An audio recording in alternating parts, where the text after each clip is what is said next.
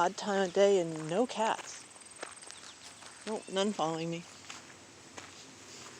Which is weird. Sorry about that.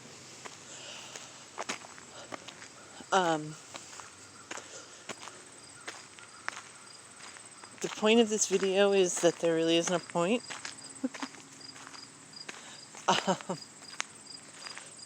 Here's what's going on. I'm about to go on a new trip. It's a countdown that can be in hours versus weeks.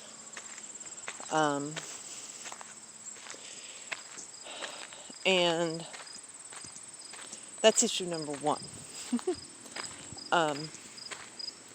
Because for me,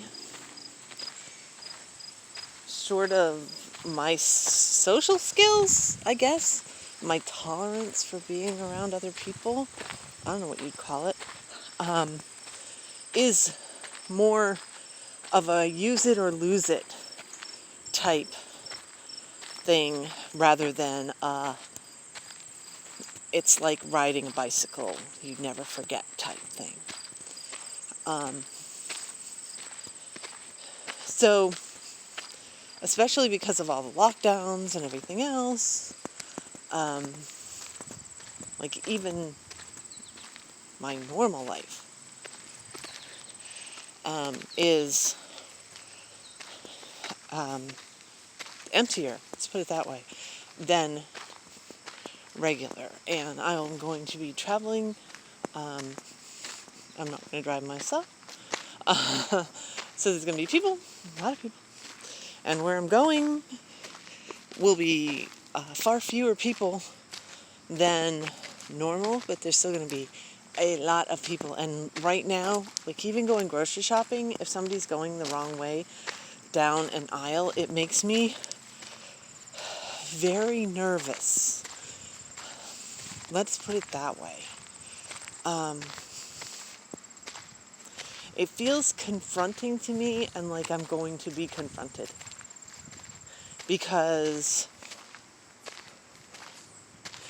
well, basically there's some obnoxious people that are like, somebody's telling me to do the rules, I'm not going to do it, and I am going to call out everybody who is following the rules and tell them that there's no law and they should do their own thing, and, you know, why are they being sheep and following rules that are so arbitrary that some arbitrary person that I don't like made, and blah, blah, blah. And I mean, that's actually happened to me. And so that makes me nervous. So this, you know, should be good. I mean, it will be good. I know this for a fact. Once I will have finished this trip, I will have reset. And that's why I keep doing them. The process of actually doing a trip is usually pretty stressful to me. I haven't had a one, I don't think. Let me think. No, I haven't had a one where I wasn't remarkably stressed out for one reason or another about something at some point. As a matter of fact, I have now recognized that whatever that's doing, whether it's stretching my tolerance level or maybe emptying out my anxiety well, I don't know. It seems that things don't faze me as much in comparison after trip. So now I'm like, okay, I'm really going to try to find something confronting. I mean, the last one I went on, I purposely went through caves. I thought, oh, wouldn't they be pretty and cute? And I don't know why it didn't dawn on me at all that maybe I would have a relatively normal human reaction of being claustrophobic, you know, when there's tons and tons of rock on top of you. I don't know, but I mean, and that really wasn't that long ago, so it didn't last very long. And again, I've been working way more than I should, because even though I don't have like a normal work job where I have coworkers have to deal with for 8 hours a day or whatever. And I'm not dealing with the same people over and over again, which is helpful for me with my avoidant personality disorder, that I'm not having an ongoing relationship with the people I work with.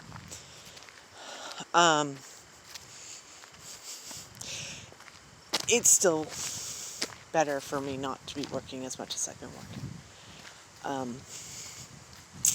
It's one of the things I'm going to be doing on this trip, is really trying to assess, because I think that's what the problem is. I think the problem is simply I'm working too much, and I just need to work a little less, because it was fine before, and now it's less fine. I think that the situation that I'm working with,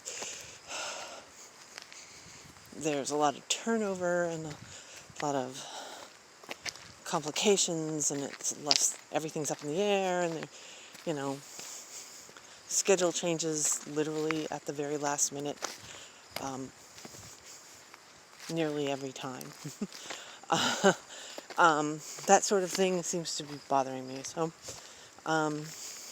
it might not be that I just am working too much. It might be that it's no longer a good fit, and I need to find a different way to work, which would be fine. But anyway, beside the point. Yeah. So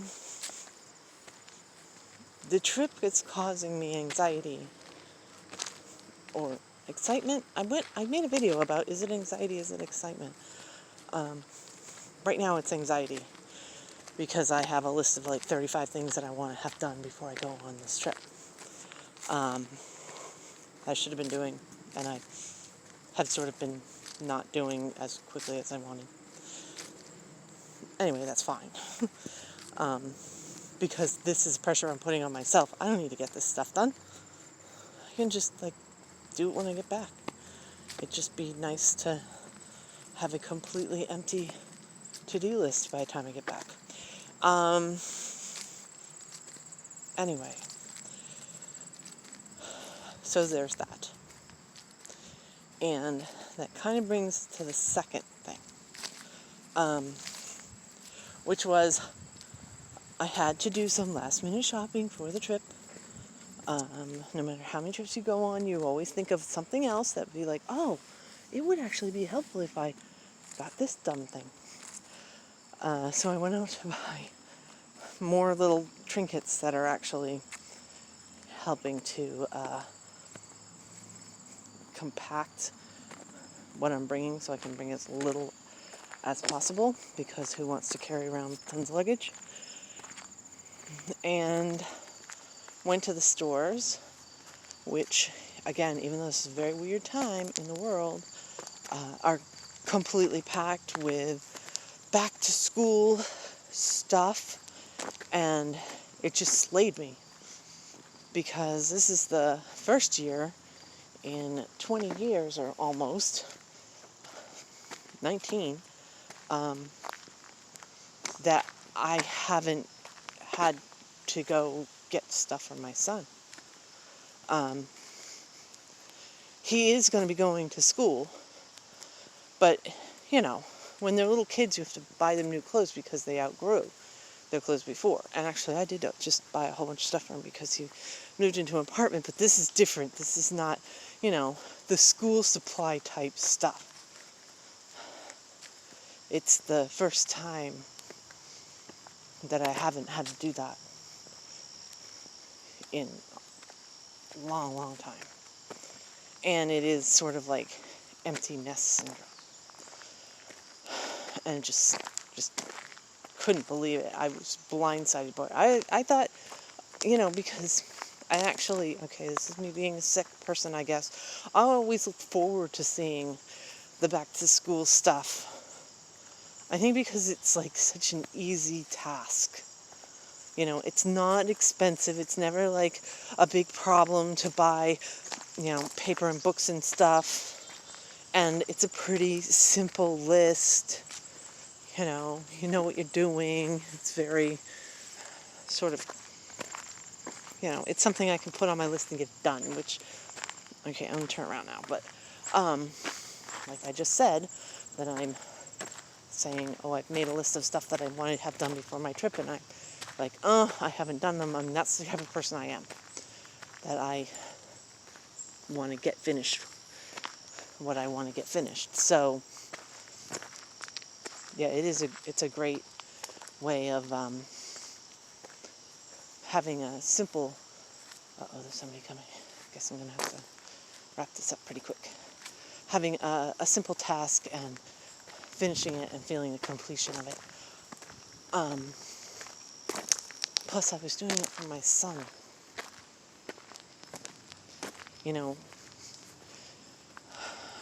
So it was like, it was an act of love to be able to provide for my son. And I can't do that anymore. And that's really, really, it's harsh. There's the avoidance thing, which is that I am getting fewer and fewer people in my life. On the one hand is good, on the other hand is pretty bad.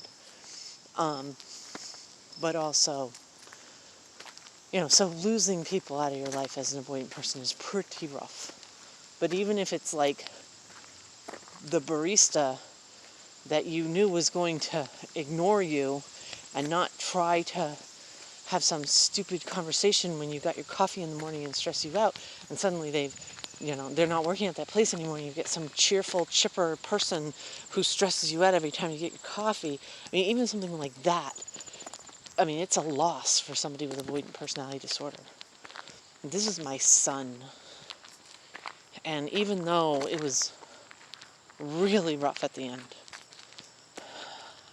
I miss him every day. I actually have talked to him once since he moved out. Mostly because he's all, oh, well, the cats, blah, blah, blah. He's using the cats to try to get back at me, because he keeps telling me that he's going to come and take them all, or that I need to pick one or two and give them to him, because it's only fair. This is where I live. He lives in a small little apartment in the city. Monarch. Can you see it?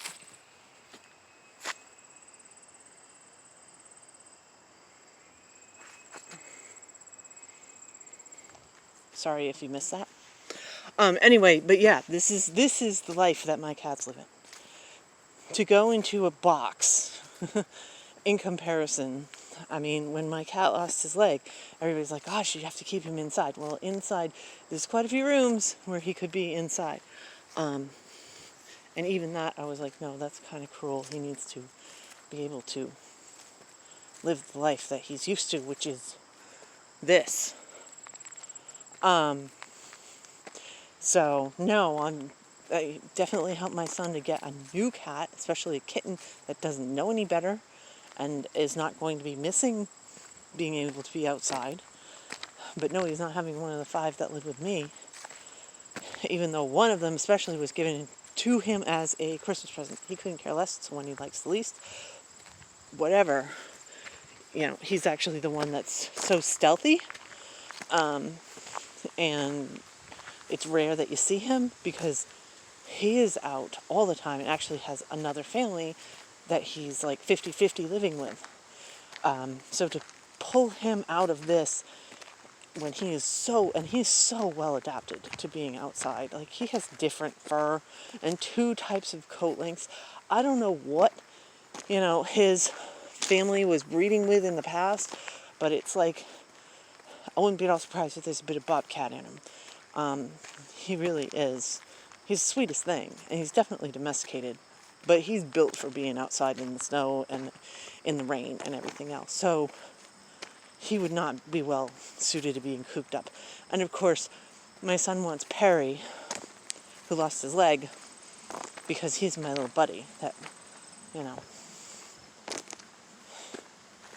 Anyway, he's known that of all of them, even though Pansy's the one that hangs out with me the most, Perry's the one that would definitely hurt them. I mean, uh,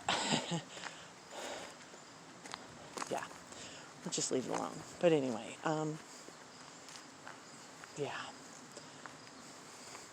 So I did talk to him, and he said he's doing okay, and I'm like, that's great. And it was a super civil conversation because he kept trying to goad me, and I refused to do anything.